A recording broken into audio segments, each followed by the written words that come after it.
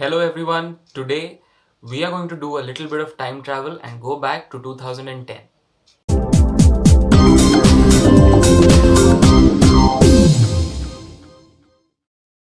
Hello and welcome everyone, स्वागत है आपका इस व्लॉग में। और आपने सही सुना, आज हम टाइम ट्रैवल करने वाले हैं। मैं आपको सीधा 10 साल पहले यानी 2010 में लेके जाने वाला हूँ, जब मैं क्लास 9th में था और गर्मियों की छुट्टियाँ थी, क्योंकि अभी मई शुरू हो चुका है। मतलब मई में हमारी गर्मियों की छुट्टियाँ शुरू हो जाती थी। और गर्मियों की छुट्टियों से रिलेटेड एक एक मेमोरी मैं आपके साथ शेयर करने वाला हूँ। तो चलिए।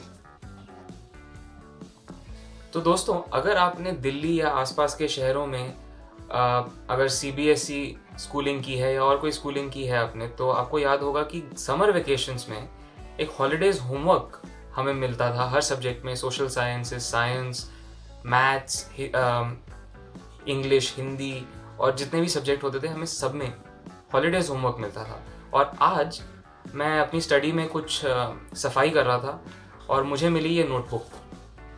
ये नोटबुक है मेरे क्लास 9th के हिंदी के हॉलीडेज होमवर्क की। और तो मैंने सोचा ये मिला है तो आपके साथ एक मेमोरी शेयर करेंगे, कुछ यादें शेयर करेंगे, क्योंकि हॉलीडेज होमवर्क एक ऐसी चीज़ है जो जब मिलता था हमें तो उतना कुछ खास लगता नहीं था। हमें लगता था कि यार अभी खेलेंगे, यार अभी समर वेकेशन है, खेलना है, अभी इसमें भी होमवर्क करके बैठेंगे, क्या करेंगे।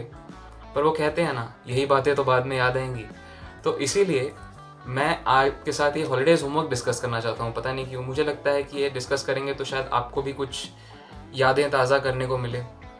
तो इंग्लिश और हिंदी का हॉलीडेज होमवर्क जो होता था, उसमें हमें बेसिकली क्या होता था, राइटिंग करने को दी जाती थी। निबंध लिखो, अनुच्छेद लिखो, राइट एसेज, ये सब।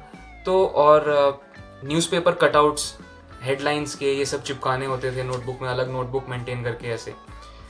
तो इसमें मज़े की बात क्या है पता है, इसमें मेरा सबसे पहला जो एक ऐसे है मैंने लिखा है वो है एडवर्टाइजिंग के ऊपर। एडवर्टाइजिंग यानी विज्ञापन। और इसका टाइटल मैंने दिया है रंग बिरंगी अद्भुत न्यारी, विज्ञापन की दुनिया प्यारी। मेरी राइटिंग आप देख सकते हैं कि कैसी थी, अभी भी शायद ऐसी होगी या इससे भी ख़राब हो सकती है, हिंदी की राइटिंग। तो इसमें पहली जो मैंने शुरुआत करी है वो है, किसी भी वस्तु या समाचार का प्रसारण करने वाले साधन को विज्ञापन कहते हैं। और इसी तरह से मैंने 3-3.5 पेज का एक ऐसे लिखा है यहाँ पे। बट मुझे लगता है मैंने विज्ञापन पे ऐसे इसलिए लिखा है क्योंकि मुझे शायद उसी टाइम से ब्रांडिंग, मार्केटिंग, एडवर्टाइजिंग का शौक था।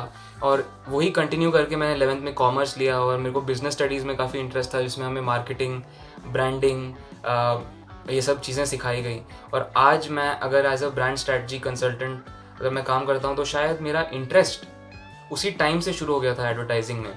तो ये एडवर्टाइजिंग का जो ऐसे है, इसके बाद यहाँ आप देख सकते हैं कि कुछ मैंने न्यूज़पेपर कटआउट्स लगाए हैं। ये आई थिंक हेडलाइंस हैं, क्या है मुझे समझ नहीं आ रहा। कुछ न्यूज़पेपर कटआउट्स हैं, क्योंकि समर वेकेशन एक वो टाइम होता था जब 2 महीने के लिए हमारे घर पे हिंदी न्यूज़पेपर आता था। हिंदी इंग्लिश दोनों आते थे। मतलब हम न्यूज़पेपर वाले को बता देते थे कि इस तारीख से इस तारीख तक हमें हिंदी न्यूज़पेपर भी चाहिए। और हिंदी न्यूज़पेपर होता था हिंदुस्तान टाइम्स का हिंदी न्यूज़पेपर, क्योंकि मेरे घर पे हिंदुस्तान टाइम्स आता है। और इसके बाद यहाँ पे एक पैराग्राफ है, एक अनुच्छेद है मेरा प्रिय शौक। अब क्या करें, शौक बड़ी चीज़ है। तो मैंने लिखा है, वैसे तो मेरे कई शौक हैं, पर संगीत मेरा सबसे प्रिय शौक है। मैं अपने खाली समय में संगीत सुनना और गिटार बजाना पसंद करता हूँ। जी हाँ दोस्तों, ये तो आपको पता ही होगा कि मुझे गिटार बजाने का बहुत शौक़ है। मुझे गिटार बजाना आता है। मैं पहले एक बैंड में भी रह चुका हूँ और म्यूज़िक से काफ़ी लगाव है मुझे। अभी अगर आप मेरे सोशल मीडिया देख रहे होंगे तो कुछ यूकेलेले पे मैं यूकेलेले प्ले करके कुछ वीडियोस पोस्ट कर रहा हूँ आजकल। मैंने कभी पीछे गाना गाते हुए भी कुछ वीडियोस पोस्ट की हैं। तो ये बात सही है कि संगीत मेरा सबसे प्रिय शौक़ है। और आगे बढ़ते हुए यहाँ देखिए, 2010 में जब मैं 9th क्लास में था, तो हमारा जो बैच था 9th क्लास का, 9th और 10th कहिए तो, वो एक ऐसा बैच था जहाँ पे एक नई तरह का सिस्टम इंट्रोड्यूस किया गया था, जो कि है कंटिन्यूअस कॉम्प्रिहेंसिव इवैल्यूएशन CCE। ये शायद अब नहीं है, मतलब अब हटा दिया गया है, बट हमारे टाइम पे कंटिन्यूअस कॉम्प्रिहेंसिव इवैल्यूएशन CCE करके होता था। और इसमें हमें MCQs भी इंट्रोड्यूस किए गए थे एग्ज़ाम्स में, तो हमें MCQs की प्रैक्टिस करने को भी बोला गया था। तो यहाँ पे आप देख सकते हैं मैंने कुछ MCQs की भी प्रैक्टिस की है। जैसे कि कबीर की साखियाँ करके चैप्टर था, उसके कुछ MCQs मैंने यहाँ प्रैक्टिस किए हैं। और एक मेरा सबसे फेवरेट चैप्टर था प्रेमचंद जी का लिखा हुआ दो बैलों की कथा। ये दो बैलों की कथा हीरा और मोती की कथा है, और इसमें सवाल सबसे पहला है, हीरा और मोती में क्या संबंध था? हीरा और मोती दोस्त थे। हीरा और मोती कौन थे? हीरा और मोती दो बैल थे, और हीरा और मोती के मालिक का नाम था जूरी। ये बहुत ही एक खूबसूरत कहानी है, मुझे अभी भी याद है। हमने क्लास 9th में थे, जब 9th की हॉलीडे होमवर्क की बुक है, तो 9th क्लास में ये किया था। और इसी तरह होपफुली शायद अगर मैं दिल से ढूंढूं तो मुझे शायद और भी हॉलीडेज होमवर्क के मिल जाते, बट ये देख के मुझे बड़ा आज अच्छा लगा कि यार हमने ये काम भी किए है कि हॉलीडेज होमवर्क भी देखा कि 10 साल पहले, एग्जैक्टली 10 साल पहले, क्योंकि मई में हॉलीडेज जो हमारे समर वेकेशन है वो शुरू होते थे, और अभी भी मई चल रहा है, मई 2020। तो अगर देखा जाए एग्जैक्टली 10 साल पहले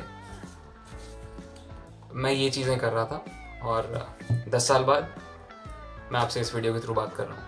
तो गाइज़, अगर आपको ये वीडियो देख के अपने स्कूल टाइम की कुछ बातें याद आई तो मुझे कमेंट सेक्शन में ज़रूर बताइए, और मुझे ये भी बताइए कि स्कूल टाइम से आप ऐसी कौन सी चीज़ें हैं जो आप मिस कर रहे हैं आजकल। So guys, if you enjoyed watching this video, make sure you hit the like button.